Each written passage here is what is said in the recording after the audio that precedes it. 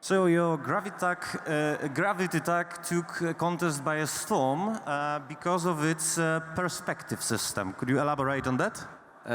Yes, I think this is the main USP of the game. So the player can play in the top-down view, which is more strategic, or in the platformer view, which is more skill-based, and we have very high skill ceiling. So it's not only a gimmick, but different players can express themselves how they can want to win.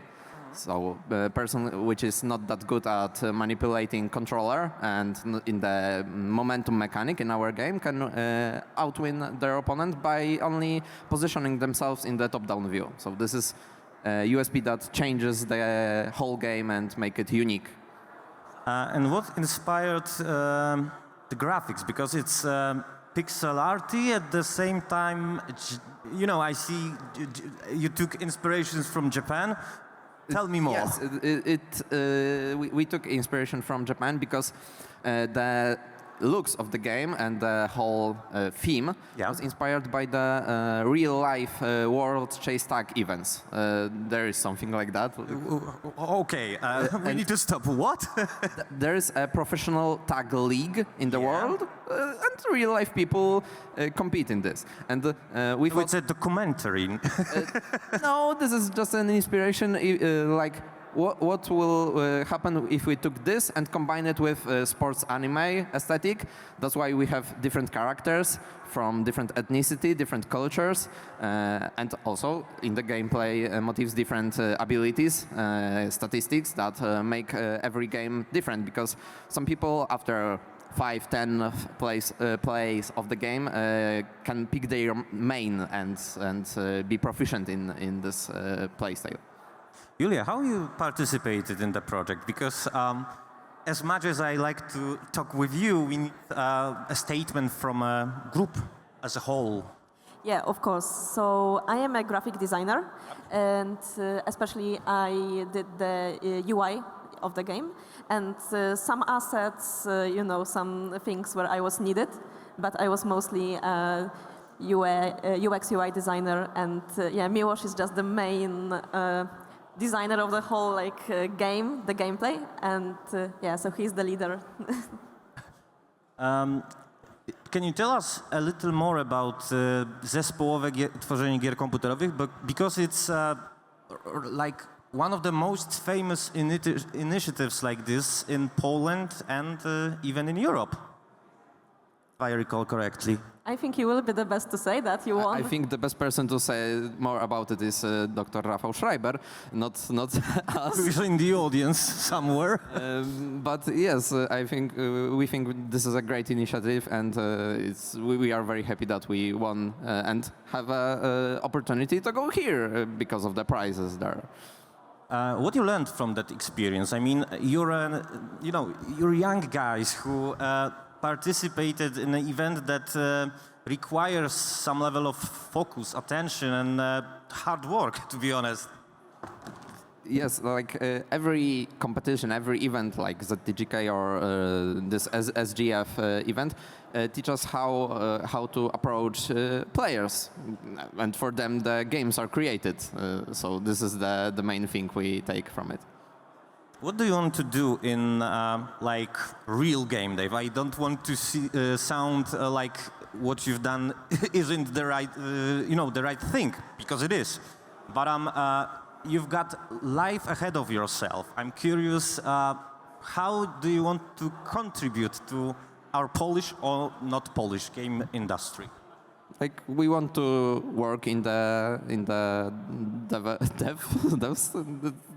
I think this is obvious, but we want to also publish Gravity Tag and make it a real thing. So we have a Discord. We have our community we are trying to get as many people there as possible because we want to publish our game and we need all the feedback and all the players that will want to test it for us and tell us what they like about the game. So if anybody of you want to play and don't have time to do it here, just come to us, take a flyer, and you can play it at home. Which is a great thing to do, and I encourage you to do so. Thank you for your time. Thank you. Get some noise for them.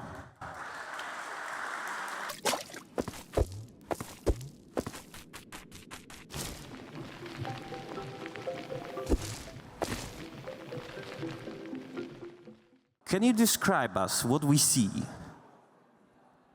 Hello. Hello. Well, I'm Efe, and this is Paya. Yeah. We are LUCKTAPE Games, and this is Tony the Mole. It's a 3D adventure game about where you play as a mole, and our main goal was to make the players feel Like a mole. like a mole, challenged in the hard surfaces made by humans, and more welcome on dirt. And we have in the town of Pebble Grove, where it's a quirky NPCs.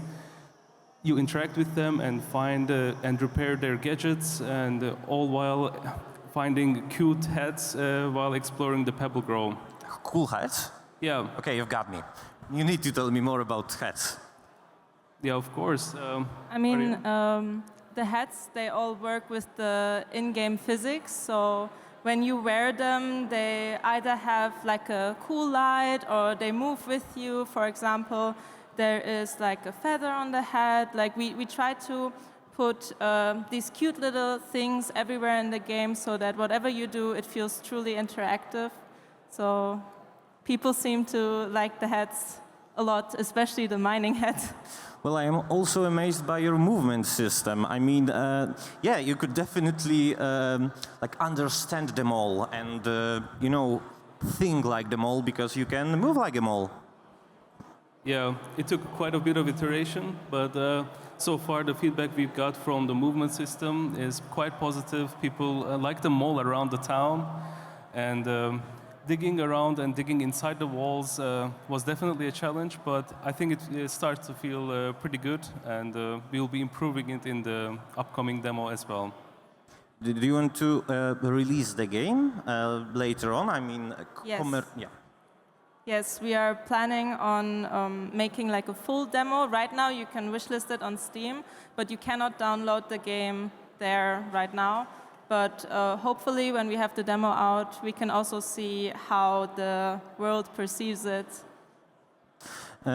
Few people say that snitches get stitches. How do you respond? Snitches got stitches? Yeah, because you know it's a game about the mole. Oh, that's true. I mean, moles are often they're often compared to like greedy, shady characters, or like in mafia movies, you sometimes have the mole that is like infiltrating and yeah, snitching you out. And that's something that we found very interesting about moles. And it is somehow represented in the game as well, because you can go under surfaces, you can go into areas that you're not supposed to be in. But that's also kind of the fantasy. So you're building a game that explores a concept of a world that is more tolerant to moles. it is not so tolerant, but as a mole, you can sneak into areas and kind of use the fact that you are a mole. And you can get your way that way because you cannot do it in the human way, because you are restricted from it by like a fence or like stairs that you cannot take. So. Well, before you took the stage, I never considered, you know, Mole an interesting character, but after your speech and after what we saw, I certainly did it now. Thank you for your time. Thank you. And I encourage you for another warm of applause.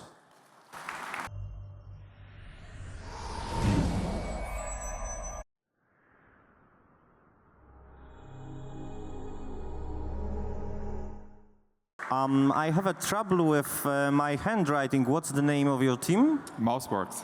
Moss works. Okay. Mouse, like the mouse. Like a mouse. Have a mouse at a... Not a mole, a mouse. A mouse. Okay. Well, your game, as I read before, is a living proof that VR games can transform prosthetics. It is? Oh, okay, Yeah. no. It's yes, working. it is, because it's actually a serious game. So it's a long story, kind of, but I'm going to try to make Compress it shorter Thank to compress it. So it's a serious game, which means it has more value than usual entertainment games. So we had a customer which came to us with the approach to say, okay, we're making prostheses, and we're trying to make them affordable worldwide. And for that, we need hand tracking data, which is so expensive. And this is where they came to us and went, okay, could you try to get this data in a playful way? Like, people play the games, as you can see there, and they only played with their hands. And every hand gesture is actually muscle contraction data, which is going to be sent to them and make prostheses more affordable worldwide. That's the whole story. Yeah, I'll stop you right there, because I know a thing or two about accessibility, but I never heard that collecting the data is so essential to the business of prosthetics industry. Could you perhaps tell me a thing or two more about it? Yeah, sure. So if you're losing a hand and you're receiving a prosthesis, there are 2 points why it's so expensive, okay? The first one is, of course, the expense of technology. But the second one is, if you're losing a hand and you're receiving a prosthesis, you have to go in the laboratory and train the prosthesis on your hand. So you have your special muscle contraction in your arm, and the prosthesis has to be calibrated on that. And the idea of Miomod, our partner, is to have a prosthesis pre-trained with data. And that's the reason why they asked us, can we collect the data in a playful way? So you play float, and while you play, you wear that bracelet here at the arm, and every time you're doing that poses, like you help the Pookie over a bridge or something, we're tracking that data and send it to the startup. And the startup makes pattern out of it and pre-train their prosthesis that you have a prosthesis that is immediately ready to use if you put it on. What an amazing idea. What inspired you to, develop a game like this? Well, we had some constraints because it said that we shouldn't use like war topics or topics that could trigger PTSD, because people who might play the game have these problems, and then we decided to go the complete opposite way, which is like cute. We have this main character, which is the Pookie. He's adorable, and the style is also very like colorful and happy and cheerful. And this is how we chose our main setting, to go completely away from these like gory, brutal topics. So this is what we decided to do. You know, despite a rather serious matter you're dealing with, it looks so, I don't know, colorful, playful. I want to play this game. Yeah, then I don't need it, but still. Beside the medical aspect, like the 11 hand gestures, we try to make float as interactable as possible. So if you're using a VR headset, you would like to interact with everything, because that's the main point of VR. So you can touch the Pookie, you can wave to him and he waves back, you can interact with the environment. So it's more like a small playground, and while you're having a good time, you're also doing good things, because you're donating data for people and make maybe the world better. Because they also could have just went, okay, we get people to our lab, and then they're going to do these 11 primal hand gestures, like just do this, and then grab something, and it could have been done that way. But they really just wanted to do it in a playful way, so that everyone who plays the game doesn't really feel like they're actually doing this, or just having fun. And besides, then they're just, doing something great, something good. Amazing concept, and execution is like on spot. I mean, thank you for making that game. It's certainly a thing we would all remember, and I'm crossing my fingers, because it's really amazing. Thank you. Float is now available on the Meta Horizon store, so you can download it now if you want to. And if you want to donate data, you can sign up at myomet.org, and they send you a bracelet for free, and you can donate data if you want to, and make prosthesis in the future more affordable. Thank you for your time.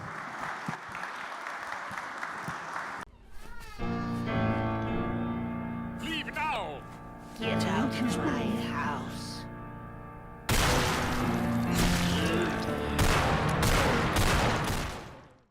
Your game is titled Bramberfort. Correct. What an awful title. I mean, We got our haters, but we also got our lovers. We got in a comment about it, like somebody was like, what a weird name. Then I was like, well, we kind of like it. Then somebody appeared and said, no, don't change that ever. That's a great name. And it was like, this guy gets it. But it happens. It certainly like provokes me to ask you, what does it mean, really? It basically means nothing at all. So the game is set in this sort of Orkney Islands, which is like around Scotland, around Britain a little bit. It's a bit misty. Very we Victorian. wanted something very, how would I say, British sounding. So Bramblefort. So that's what came up. So you certainly use some Victorian aesthetics, some occultist symbols. I know it's a horror, but you've also have like a few survival mechanics. Am I right? Well, it's a bit tough. It's actually not like survival mechanics. It's survival horror, which is a genre of its own. Resident Evil games, for example. But as well as immersive sim, am I right? Yeah, immersive sim. So that's another one that we really like. So games like Dishonored, for example, is a huge inspiration for us. So, can you tell me more about these two legs that your project stands on? Okay, yeah, sure.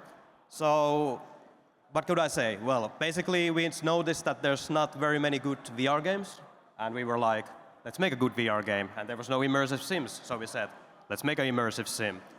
So the game is really focused on sort of exploration. It's focused on combat, and it's focused on sort of giving the player options with the combat. Instead of just shooting a bloke to the head, you can actually mix up it. You can use different type of weapons, you can use melee weapons, you can combine those weapons and stuff like that. And then there's the exploration aspect. You find a lot of cool loot around the game, and you find upgrades and stuff like that sprinkled around. And then there's, of course, the sort of brutality of it. It's quite gruesome. So Could expect from a horror. Yeah, you can expect from a horror. So cut off heads and cult iconography, however you pronounce that. Very dark, moody, and misty. Well, I need to say it's rather ambitious to, make an immersive sim, which is awesome. But those kind of games require like complicated systems and mechanics, and they have to be in sync. So do you have any major problems during the development? Well, I mean, I think making a VR game is a problem on its own, and it's always very much many problems. I think just making everything sync is pretty tough, and making the sort of physics work well is very tough with Unity. Especially, it's a bit tough. We're going to do a lot of ambitious stuff, and we need to sort of figure out a lot of things on our own, because there's not a lot of reference point, I think. So that's definitely something.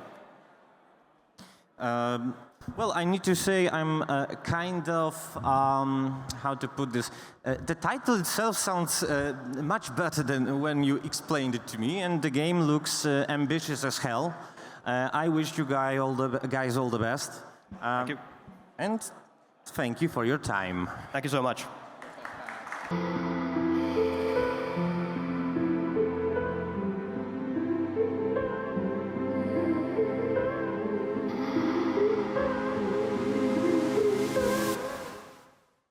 Hi. Hey. You're from Czech Republic, I'm not incorrect. Yes, yes. So, regarding Sasha, it's a visual novel? Yeah, oh yes, it is.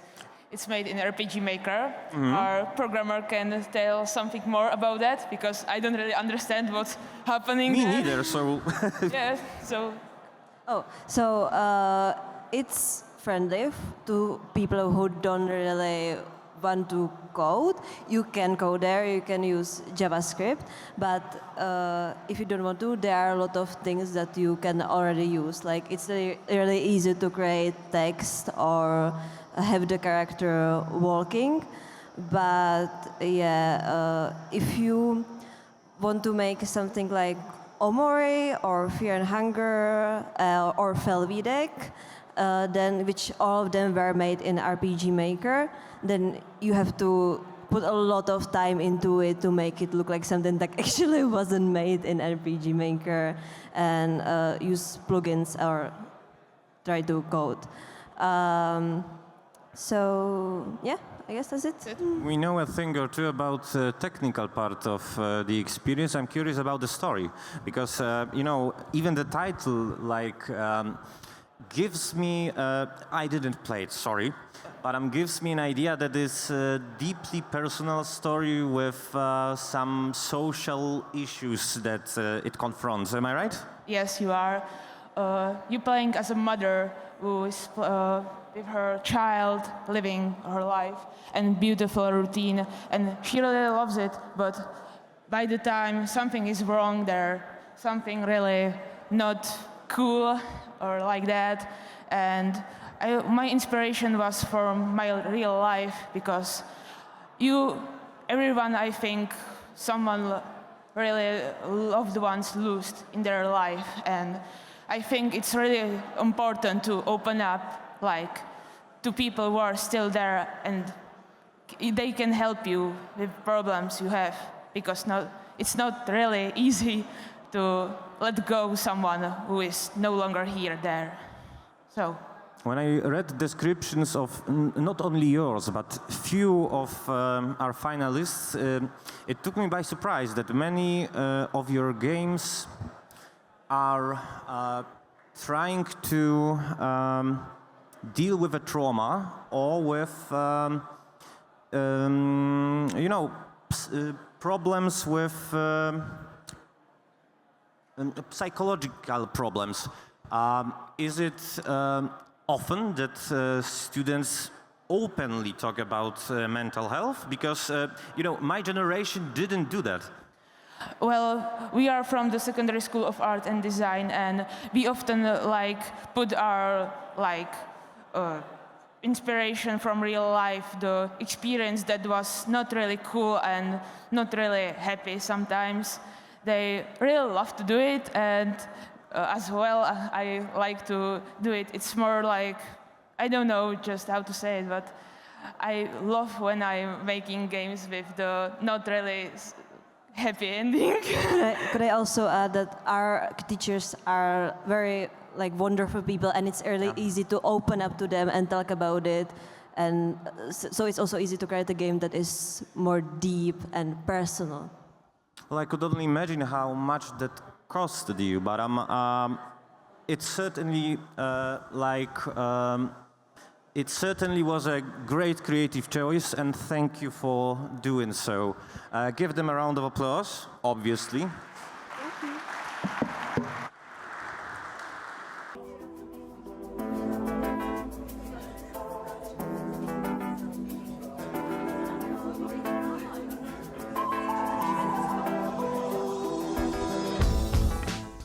Well, it's a pleasure to introduce team from Chile. Yes. But your game certainly isn't chilling, am I right? Yeah. Well, A Life in a Year is inspired by my friends and my own experience as an exchange student. And I was on exchange in Finland in around 2017. So most of my friends also went there, and it's very inspired on that and based on another country. But the character is kind of sort of Latina, I guess, more of a distant person from a place completely different from the one that she is in.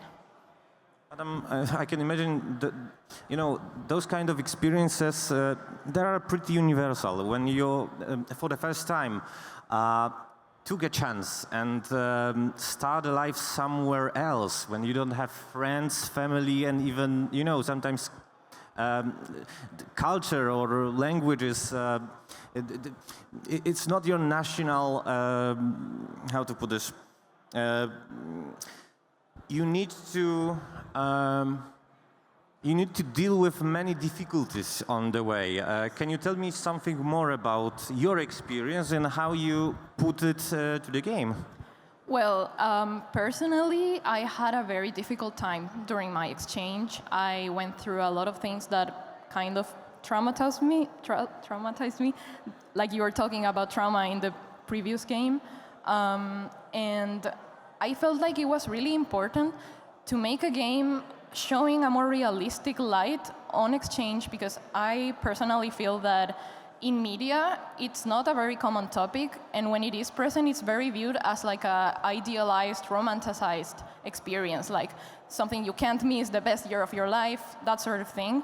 And even though there are very beautiful things in exchange, there are also very hard things that people have to go through, like facing the language and the loneliness and so many other things. So I really felt like it was necessary to make a game to make people prepare better for an experience like that, and also heal and connect with other people that have had an experience like that.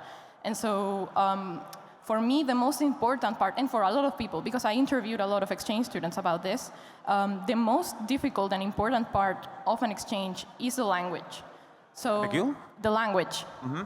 So for me, that's why I chose that mechanic as the key thing of the game. As you can see in the dialogues, the other language is represented by scribbles, so things you don't understand, and that gives you that alienating feeling of not understanding anything around you, and the opportunity to learn the language gradually, or not. You can actually also choose not to learn the language, and that is also a possibility in the game.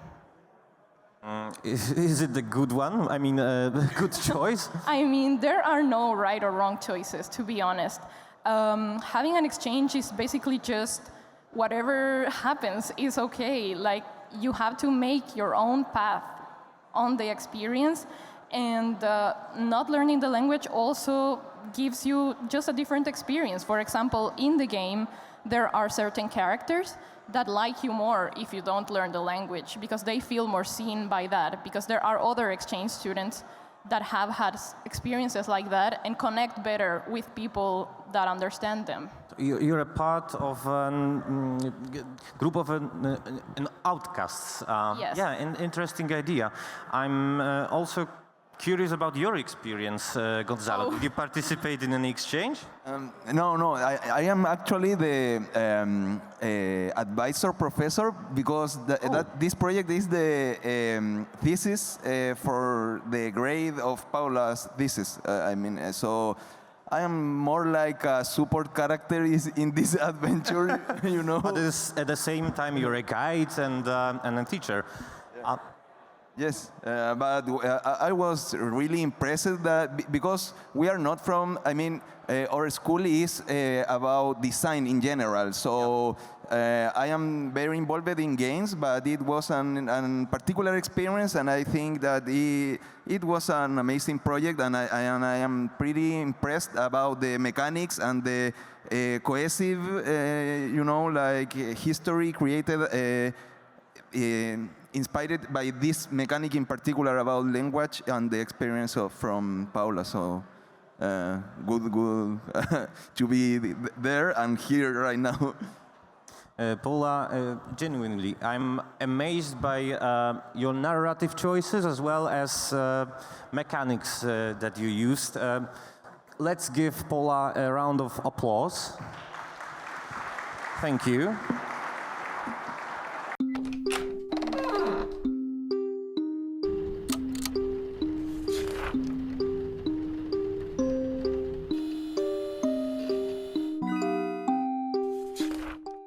Hello.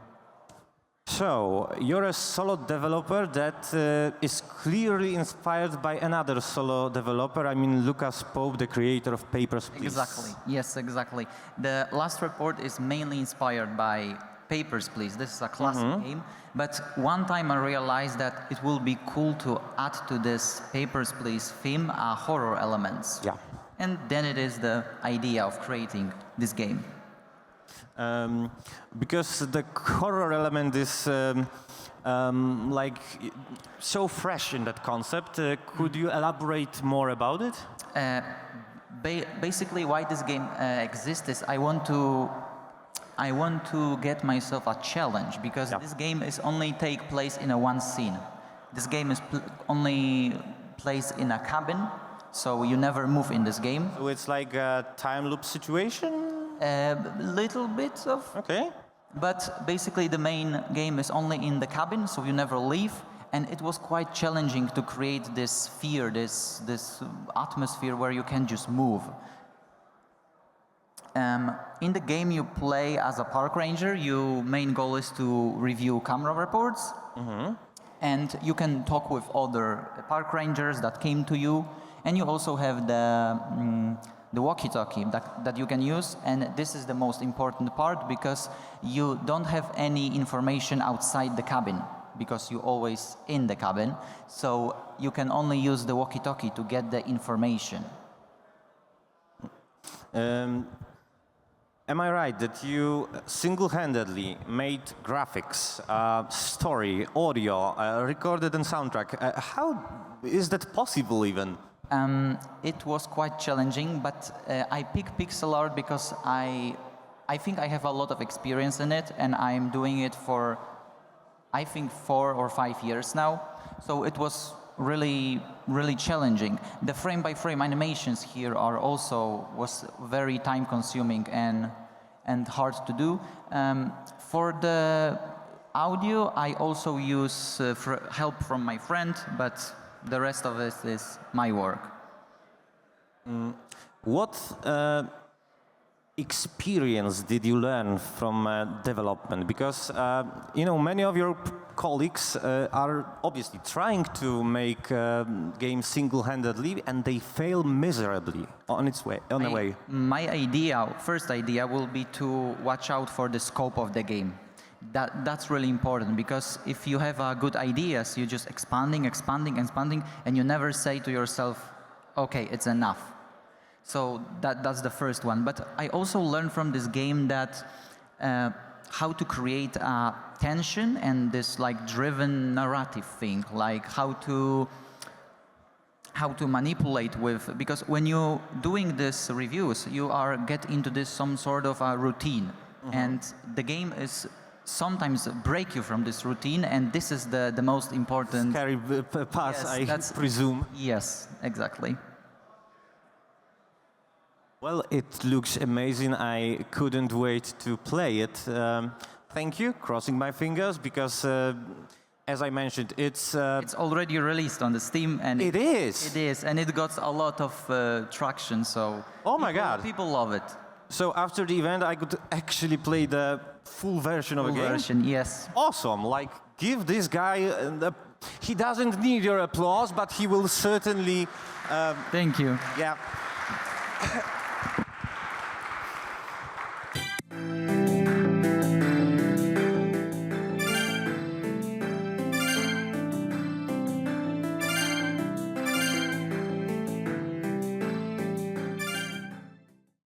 Wow, my God, it's my favorite team. I mean, in terms of its name.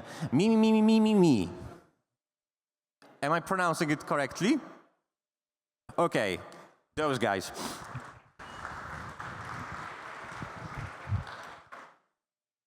And their game, Connectro. Love your style. It's not a game? It's not a game. Oh my God. It's a bug off. Like, bug off with that bug off. Yeah, Connectro. It's another puzzle game with a twist, am I right? Yes. It's a puzzle game where you need to paint the whole board in as few moves as possible using different tiles with different shapes, and they have numbers that determine the size of the shape. Okay, how did you come up with the idea? Yeah. It's interesting because we had the topic murals. So murals. Yes. And one of our friends in the team had a book about murals of Łódź. Łódzkie murale. Yes. And there are some interesting murals there.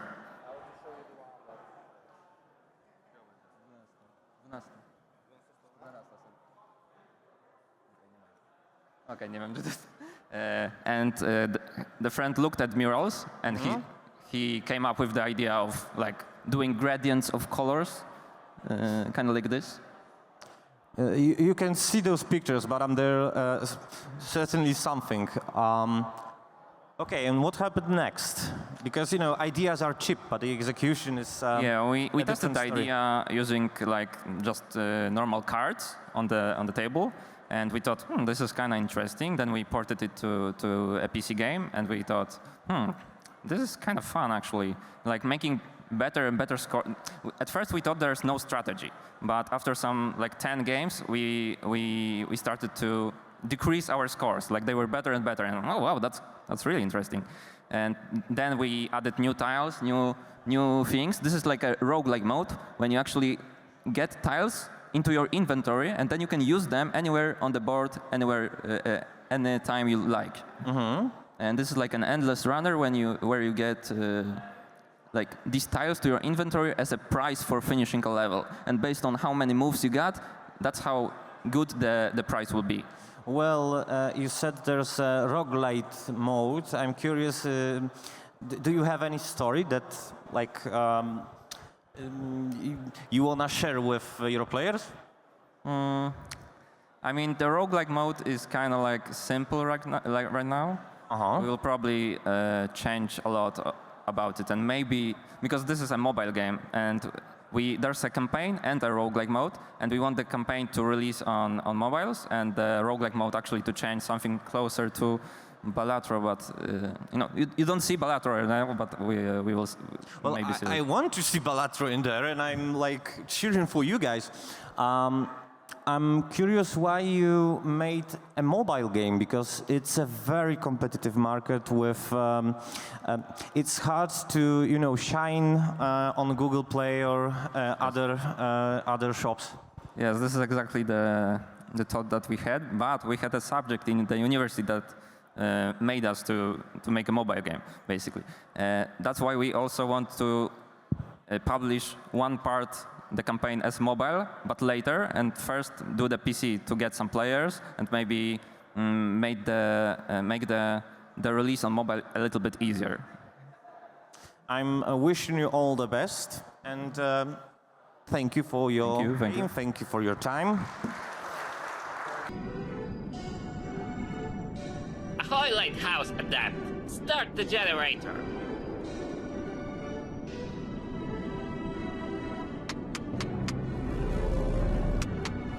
Great! The weather is awful, so we need to help the ships. Guide them. So you're a lighthouse keeper who's trying to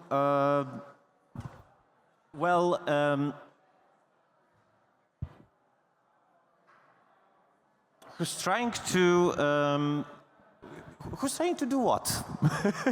Yeah. Because I don't know shit about lighthouse keeping, Well, I just realized. Lighthouse keepers probably need to manage their energy to keep the lighthouse lit. And this is what we do. We try to immerse you in this experience of being there inside on the top of the lighthouse, because this is a VR game. And you manage your energy, and most importantly, you guide the ships with the light, because this is what the lighthouse keeper does. We have different type of ships we guide using the spotlight. We have pirates who attack our ship, and we need to mislead them so they don't attack our cargoes. Oh, okay, that makes sense. We very precisely, from the very beginning, we knew what experience we want to achieve. We wanted to achieve this experience of divided attention, because here we have energy management, we have getting the ships, and we have a cute penguin, of course, which serves sort of like a tutorial person, and he guides us through this adventure. From time to time, the penguin It speaks to us. It gives us some hints that, hello, your energy level is low. You need to refuel your generator. Or it gives you light bulbs to just help you. And you can really grab this light bulb that the penguin gives you. And that's so wholesome. Yeah, the whole visuals are kept in this cute theme. Well, I would love to have Penguin as my therapist / sidekick. Awesome idea. Is there a chance you could tell me more about gameplay mechanics? Because it seems complex. I wouldn't say it's complex. We, like the core of our crew, we really like to create very didactic tutorials in our games. So I wouldn't say it's complex, because this is also why this penguin figure is for. It guides us from the very beginning. We start, we learn that we need to fuel our generator, then we have just one ship to guide. We have this peaceful space for learning controls, because they're very different, they're unusual, right? And we can learn this in a peaceful space, and then we introduce new mechanics gradually, such as like using a huge flash that you pull the rope and you are able to stop immediately all the ships, because, for example, it's like too much heat on the water, so you can control the situation better and stuff like that. And what lesson did you learn from the process of development the game? VRs are hard to make.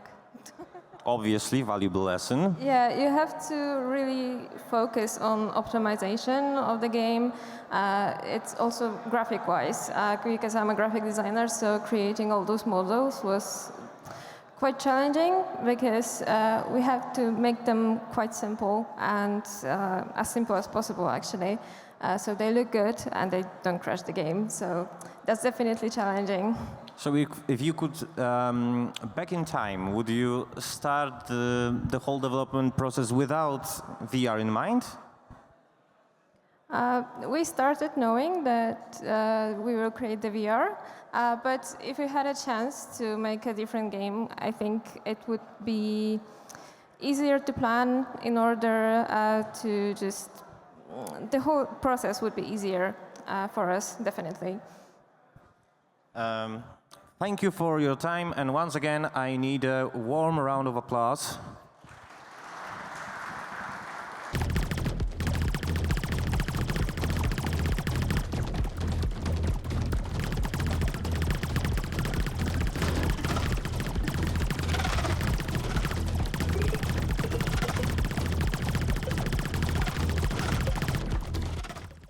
Hi. Yes, we did. Hi. That's it. What an unpleasant thing to say to somebody, bug off. But your games actually looks great, and I had chance to play during zespołowe tworzenie gier komputerowych. You know, it took me by surprise, because you guys made a game that is like so decent in every single aspect of it. How you do that? Well, step by step, with a lot of iteration and playtesting and feedback from players. We've had, I think, 8 or 10 rounds of playtesting and back and forth with players. We iterated the map design a lot of times, and I think it just takes a great bit of hard work to get something like this done, especially with a custom engine.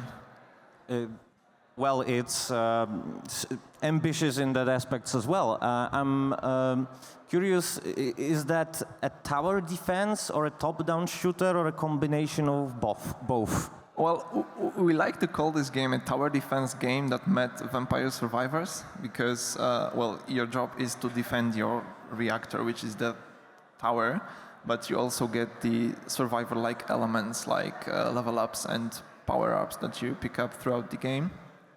There are also some strategy elements, because you need to strategize about where you place your turrets and walls to defend your mines and houses and the reactor and yourself, of course.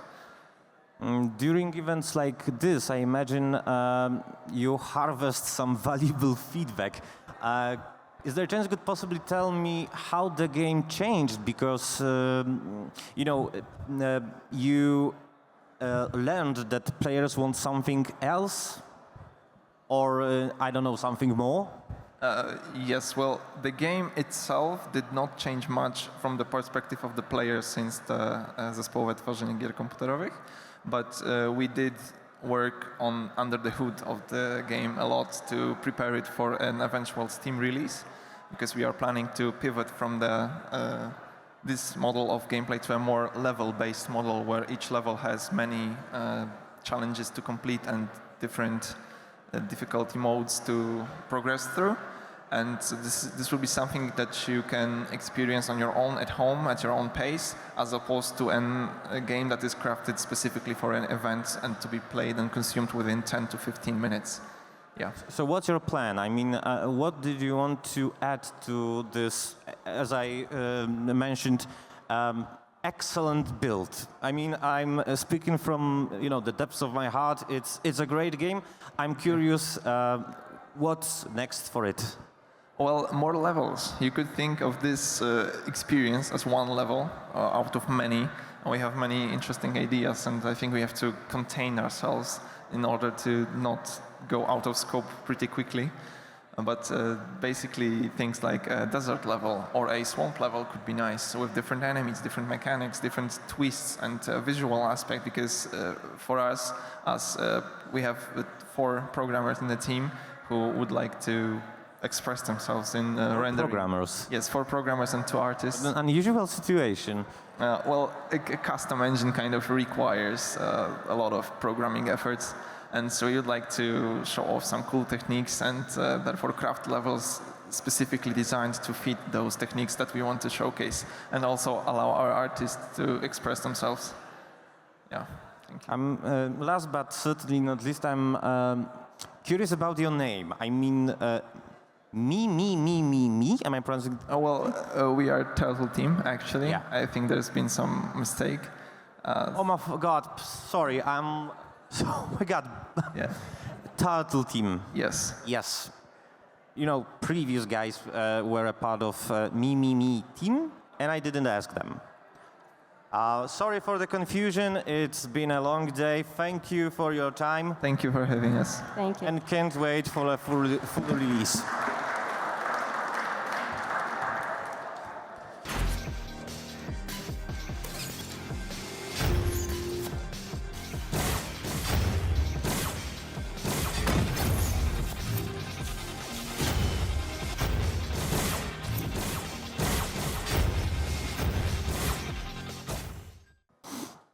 So, XYZ. Yeah.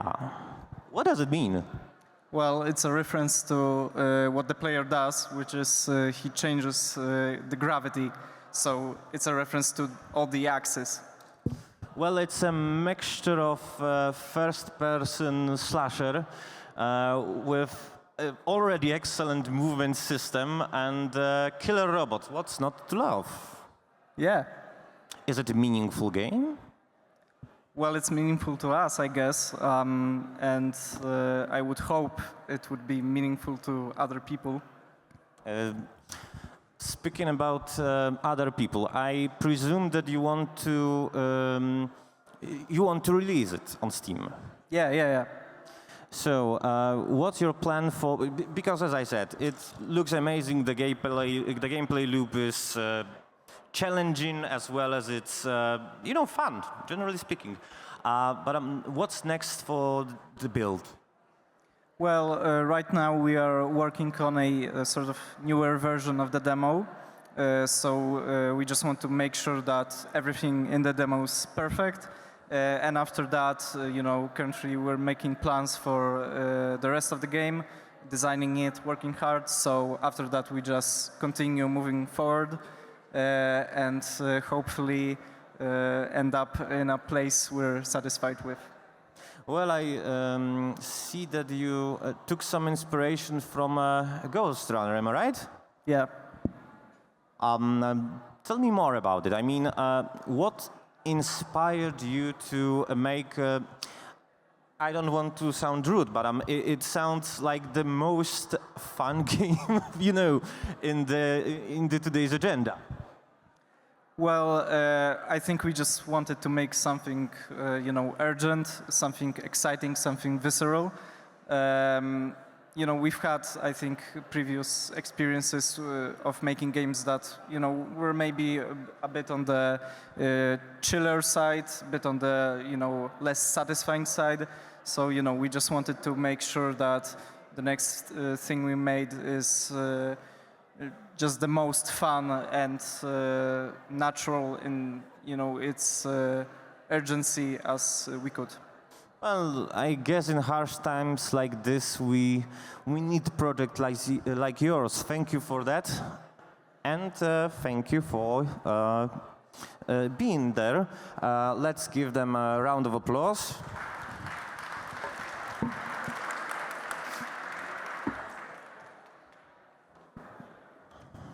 Okay, let's plan this. The Inquisition will set up from here. They'll probably be there when we get there. There's a forest on this side too. Let's just pass that. We can fly. That's the only way. The nearest shore is here, so let's go.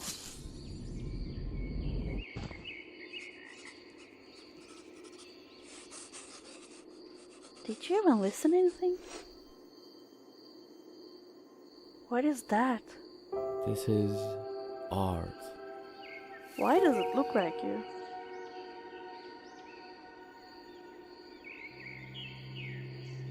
It's modern art. Very avant-garde, if I do say so myself. Yeah, right. Just let's go. I could have added more detail. But we're on a schedule, Violet. So follow my beautiful art. What's the plan? There's a village nearby, a coastal village. We either fly from the coast or wait for a boat. But it's getting dark, so let's just find a place to spend the night, okay? A witch? Just a shame. You're just easy to talk, but you can't even wipe your ass. No, look at those butterflies. There's so many of them. Pretty, pretty. If they were cockroaches, you'd be screaming. Love the double standard.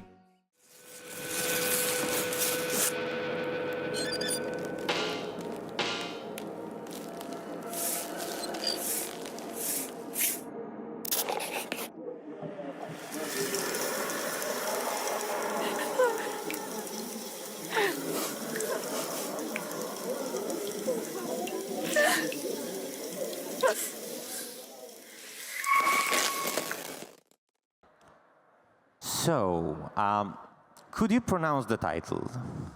Actually? Yeah. It's or... Actually, the title was never made to be read, so... Oh my. Yes, I've just copied it from Notepad to my bachelor thesis, and it was super funny when my teachers were read it actually phonetically. Well, it was so fun to, Yes, it's a little bit kind of a joke because it's a game about aggression, and this AAA title is like key smashing. Or shouting, ah! Or shouting, for example. Yes. Well, it's a game about suppression of the aggressive feelings we all share. Why is it so important to sometimes, I mean, not all the time, let those feelings on loose? Yes, it's because those feelings never go away. It's not like they dissolve in the air and you're now all calm and happy in your life.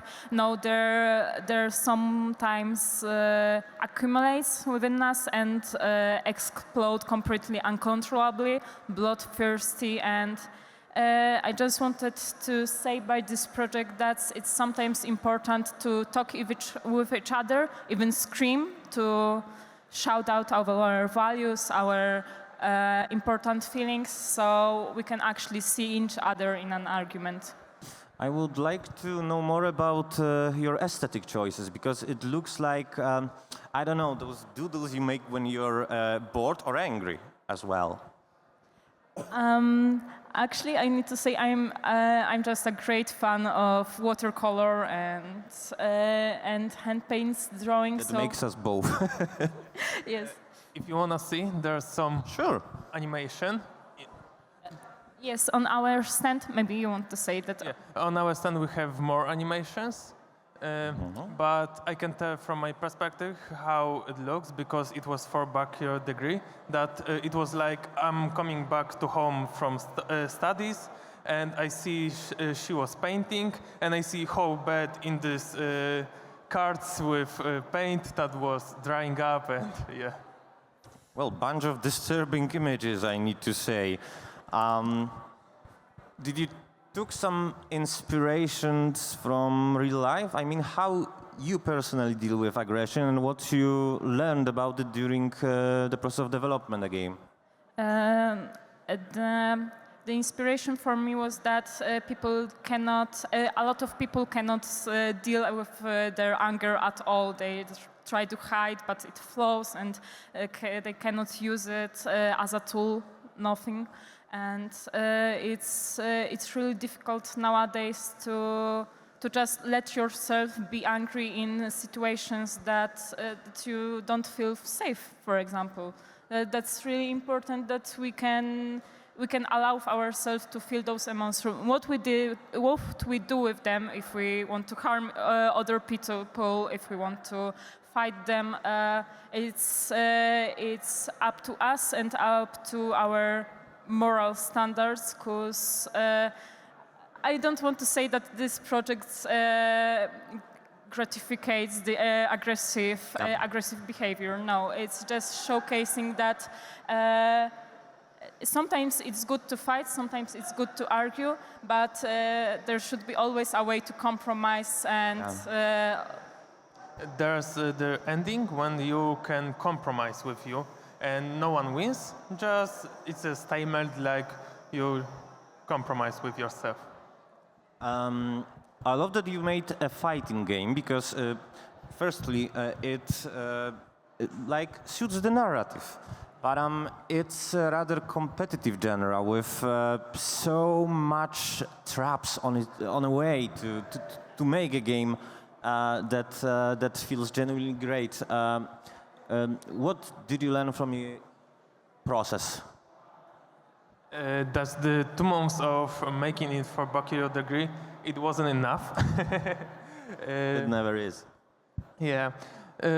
From technical side, it's very hard to make this 2 minutes of gameplay. That's why it's not too much indie games fighting. Yeah. And what can I say else? From artistic side, I wanted to experiment with a lot of techniques. Here we have frame-by-frame animation, hand-painted. All VFX are stop-motion animation with torn paper, torn material, mud, grass. And also we have here video, like when character is winning, the gameplay is burning. And this was the burning paper recording on the green screen. So a lot of techniques just to make the game unique. It certainly is. I wish you all the best during your fight for the title of the best game of the whole festival. It's amazing. Thank you. Thank you too.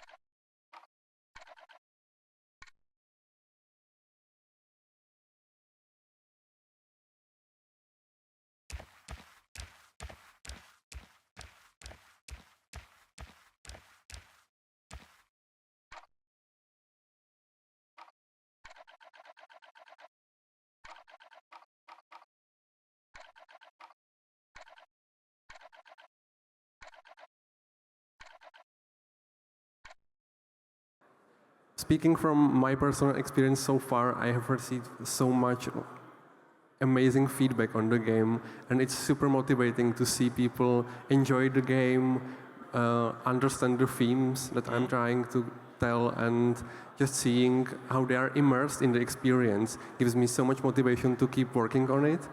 And it means that I'm probably doing something right if people are experiencing this the way that I intended. And also it's a great place to meet other developers, other people, players, and overall like amazing on the people. human level, yeah.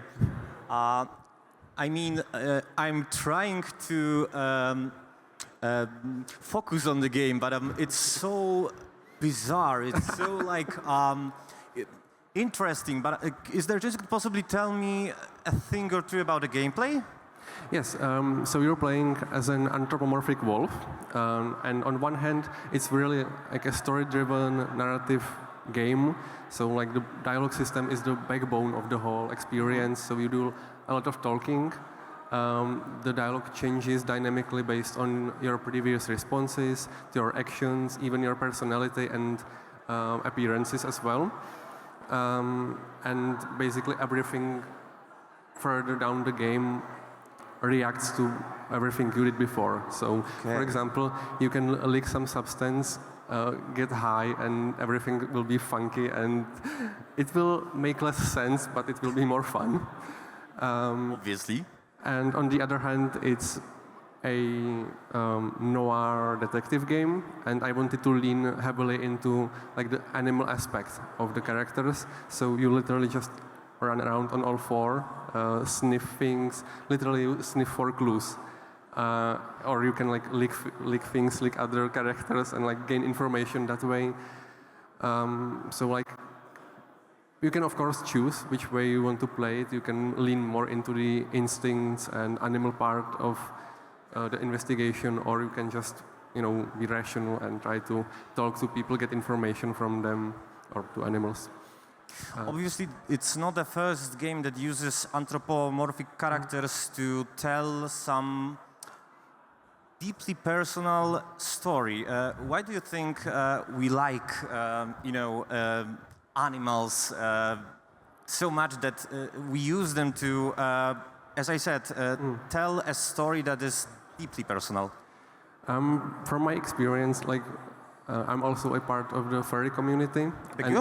Of the furry community, and a lot of people there are somehow queer, and they have some traumas that need to process, and often they are also artists and they express it through games often. And I think the animal aspect gives us the option to like explore difficult themes from a slightly different perspective that is also sometimes more like either funny or light, like it gives us a lighter way to tell these difficult stories.